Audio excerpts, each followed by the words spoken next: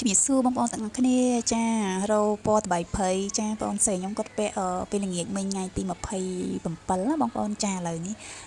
ខ្ញុំមកលក់វិញចឹងណាបងប្អូនចាលក់តម្លៃធូរពិសេសជូនបងប្អូនបើសិនជាបងប្អូនត្រូវការអាចឆាតមកបានណាបងប្អូនចាគាត់ស្ទឹមស្លៀកម្ដងយប់មិញហ្នឹងទេណាបងប្អូនចាបើសិនជាបងប្អូនត្រូវការអាចតាក់ទងបានអរគុណច្រើនជួបគ្នានៅវីដេអូក្រោយចា